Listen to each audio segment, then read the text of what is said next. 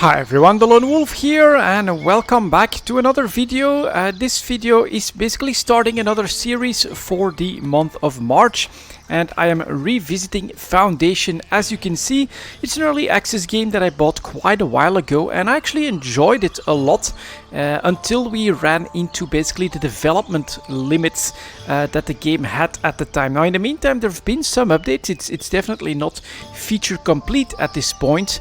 But there's been some changes, and I think that it's a cool idea to revisit it, perhaps for just a couple of videos.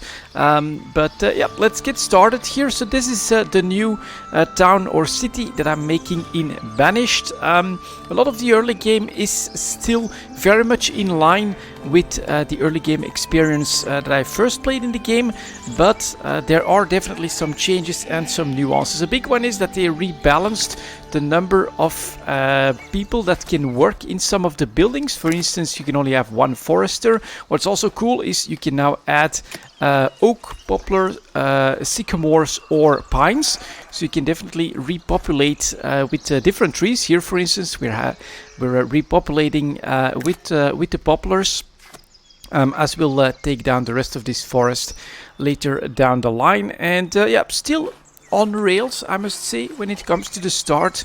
So you start with a couple of citizens, and it really tells you exactly what you need to build. So start with a forester's camp, then you build up a gatherer's hut. After that, a stone cutter. That means that you can start building stuff like a granary and then your first warehouse. After that, you move up to, let's see here, we can get rid of all of these. After that, you are forced to build up a lord's manor, just so that you can open up trade with other cities. That's still pretty much the same, right? You get 3 other cities that are selling stuff to you and buying stuff from you, and basically early game they are a very important economic thing to remember. And then of course you build your own church, your houses begin to upgrade, and also kind of a change is if I look at my population now, we get 42 newcomers, 24 serfs and 8 commoners, something that you can do once every month, and really important to basically unlock new tiers of stuff for you to build. So apparently for the next set of buildings like the coal hut, iron mine, iron smelter and things like that, I need 20 commoners. That is quite a little bit of gold actually to get to that point, so we still need to do a little bit of growing. After that, more regular stuff, I would say. Build up some markets, then you can go for some a sheep farm, weaver's hut, and then a tailor's workshop so that you can make common clothes. A new one I think is that you can also have a dairy farm and turn that into cheese right here with the cheese maker. And down here of course I put up some wheat so that we can make bread as well. And then the reason I took a fluvial map, which is still the exact same one as previously, is because well, you've got fisheries here, and then you can also build bridges. So I think that it is going to look very cool in the meantime. They still build their own houses, and I'm trying to basically get a nice big strip right here of housing going, and that's the reason why after this church and this well over here, I'm building up another church, planning to make some nice market stands around it. And then I think I've got a well down here somewhere as well. Should make all of that quite desirable. From a technical standpoint, this all still works very well, and I read some of the notes of some of the stuff that has changed, and if I'm not mistaken, a big one is that people will actually move houses depending on where their job is. So for instance here, the houses that are built up here are more likely to be for the weaver's hut, for the tailor's workshop, dairy farms, etc. Whereas the people living up here are more likely to be the stone cutters, the wood cutters and things like that. The immigration system has changed a little bit as well, when I'm building up like more stone, because that was my bottleneck for this church. It needs a bit more stone, definitely some more planks, but got plenty of those, and then 20 tools. I definitely need to get to the point where I can build those myself. Let's see here my population, see if we get people that are unemployed. Quite a few, so we can go straight into 1, 2, 3, 4, 5 extra stone cutters. And over here, how many do we have going? On this one, that's also full. And then we get one of these. I basically need more rough stone for these churches. So we're gonna go like that. These guys could actually become market tenders down here, so that's gonna be okay. And yeah, the plan, I don't really have a plan for this city at this point. I just want to explore the game again, see you know, if some of the cool additions make it a little bit more feature complete, especially like the military part at the end there with the soldiers and things like that.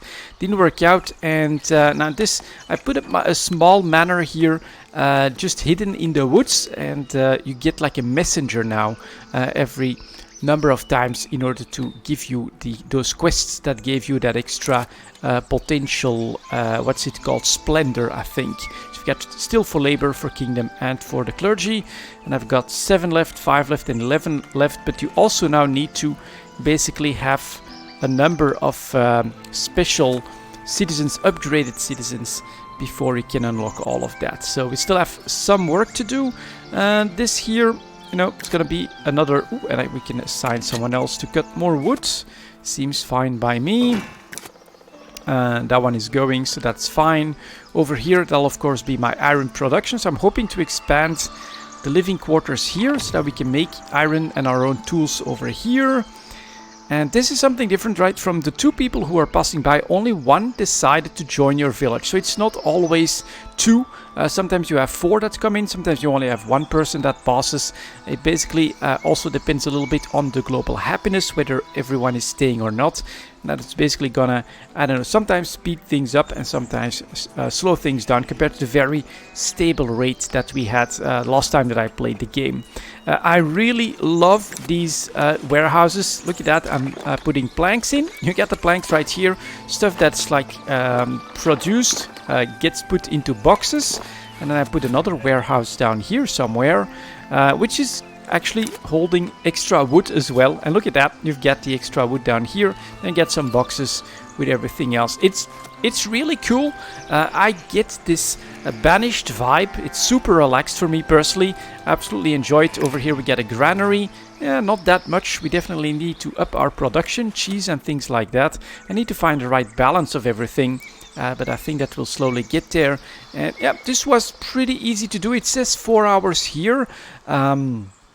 That is actually not accurate. I don't think I played for a full 4 hours to get to this point, because I sped things up like in the middle part after you build your first church, I think, and you then unlock the fisher's hut. For instance, the dairy farm and all of that stuff, you need quite a bit of gold and a little bit of room. So what I had to do is basically save up some gold to unlock this region down here so that I could build up my fisheries and get started on everything else that I wanted. That took some time, so I did speed the game up just for that part, because, well, if you're saving money, you can't build more buildings, increase your maintenance and things like that. You're just there waiting for basically your shops and your trade to provide you with the gold that you need. As a result, there was one slow part, but it didn't feel like a big deal. And also something that changed. You can see now I'm still at 0 gold, and then it comes back in, although my maintenance is minus. What used to happen quite often actually is that when I would buy tools, for instance with trade, I would go negative in my balance, and it looks like that's not possible anymore. I'm not sure if you then also always buy the tools that you need, like for free or something like that, but it has meant that I didn't have to crawl out of a negative wallet basically in order to get to the next part. So this church, planks are done. We still need 15 of these tools, and then 4 more stone, probably to build a couple of what did I add here? I can press edit. I added a couple of stone graves as well. That's maybe something that I can show you guys as well in a moment. Let's see, I think we can. So here we get 2 food stalls, that's an extra one. And maybe I can just give it a try already. Let's see if we can build like a small market in front of this this church. So what we need to do for that is go for the buildings, of course, and this is in the monuments. I want a market.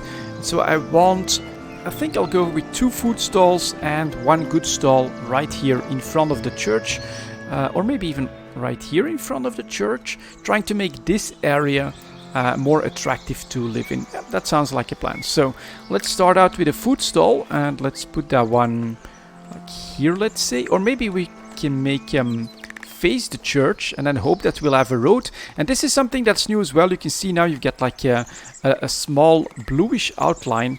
That does mean that you can place stuff a little bit more symmetrically with a bit more precision if your mouse works a little bit better than what mine does at the moment. But alright, that should be plenty of room, maybe a little bit more that way, and then I'll put up the green one for the food stall. After that I want a goods stall. We'll turn that around as well, like that. And look at that, I can see that it's up here, so if I want to really align them, I just have to go something like this. And then we'll put the blue one here, and then we'll do another food stall, and I'll build that one a little bit more. Yeah, my mouse is like, its sensitivity is still not set exactly right, but yeah, it's pretty free form here, and so like that, we'll go like this. There you go, pretty much lined up. I'm hoping that it's going to create a pathway here, and then of course we'll add some signs, so we get a food stall sign that I'll put on this side, and we have goods that can be put here, and then we get another food sign right here. Maybe make it a little bit beautiful, add some of these here, and then in the back I'll put a bench, or maybe we'll put like a bench in between them so that people can sit down and have a conversation if they want, something like that. And then back here we'll put up a fence so that everything stays safe. One fence here, put up another one if I can turn it right. And this is really cool. It does mean that you can basically have a bit more precision in the way you build your stuff. I like it. So let's go like that, a bit more. And it's really easy, I think, to get it done if you have a better mouse than mine. Look at all those jitters. Come on, let's turn that. Yeah, still not exactly the way I want it. Whatever. We'll put it up like that. A little bit of difference is pretty cool as well. It doesn't have to be absolutely perfect. These aren't the Borg or anything like that. This is just a group of people building their first town. And so now here I can normally we need 60 woods. We get 200, that's fine. 15 of those. Oh, I should open up my resource panel as well so I can keep an eye on that. That'll be fine, and then 7 planks, that'll be fine as well. In the meantime, this church is done. That means that everyone, there's still says that someone is lacking in access to a church. That's weird, because I mean it was just a couple with just this church, and now with this one they're still not happy. Let's see, 2 new villagers, everyone decides to stay, so that's fine. And then over here, I'll have to think about putting down like maybe another warehouse or something like that. Maybe to hold all of that stone. Let's see here. We got 30 already. Global reserves are at 74. That's definitely a decent amount. And maybe I should add a well somewhere as well. Like right behind the stores here. That'll be fine as well. Let's put down this well. And let's just put it right down the center one. That should just help with attracting more houses around here. Let's see what's happening down here. So this one I can expand that a little bit if I feel like I'm lacking in wheat, and I kind of feel like I am. You see I got a little bit, and then here are stockpiles. We do create bread very quickly. I can basically afford, I think, a second wheat farm and maybe even a second windmill. Same with the wool. We turn those into clothes very quickly, and then the stockpiles are piling up. I would love to get some reserves in these basic items as well though. So we'll see how that works out. Let's see what else we've got. Nobody here for like a messenger. What I'm actually gonna do here, so that's still the same thing as well. Reforestation. I'm actually gonna take it out of here so that if they cut those trees down, I actually get a better view of the entrance of my lord's manor. And yeah, you still get those same little quests from time to time, like deliver 30 berries or deliver some fish or things like that to speed up your unlocks. You can also just build a lot of stuff. And here we go. Bad weather is coming. Ooh, haven't seen that before. There is a prediction that bad weather is coming. I recommend that we stock as much food as we can whilst the weather is good. Okay, very well. And I don't have any gold right now. And I think the timer is stopped. That's really unfortunate. But this is basically once a month you get the chance to promote your people to serfs or to commoners, and after that probably to citizens and things like that. Right now I have 0 gold. So as a result, I gotta skip it. Nobody... What? And then I jumped to 175. I could have gotten some upgrades done if I wanted to. So this definitely incentivizes me to basically increase my lord's manor as well. Just to try and get a bigger gold cap so I can build up the reserves and then really work on upgrading my people. Definitely something that I'm gonna have to do as well. So that's working. Unemployments, we've got 6 of them. That's another 3 that'll get going here. And oh, don't you need to start fishing? Yeah, you can basically scale this up quite easily, get lots of fisheries going. Where would I want a bridge though? Here, I think that could be pretty cool, so we can still keep going a little bit. Let's do a fisher's hut, and that's, you know, it's still the same as you remember, I think, for this one. Put it down here, and then eventually maybe I'll make this guy another builder, just to make sure that all of that finds its way. And there you go, you can see they are building on this market. After that they'll build my well, and hopefully they'll cut down these forests. That's something I remember pretty distinctly in the previous time that I played Foundation, was that I wanted these trees to still remain a little bit in place, so I don't want to cut all of them down. That's why they're not in the blue line, which is for extraction. But I'm not sure if as people come in they'll just keep building inside here. They did last time, but it's possible that they don't like it that much. Take a quick look at the desirability for residential. They do really seem to like it around here, so it should be fine for all of this to basically get filled up with lots of houses.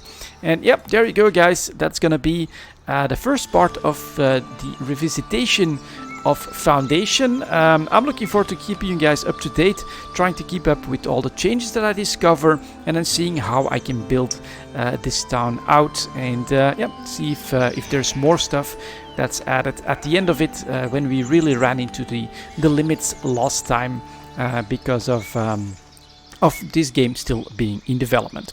Thank you very much for watching, guys, and as always, I'll see you next time.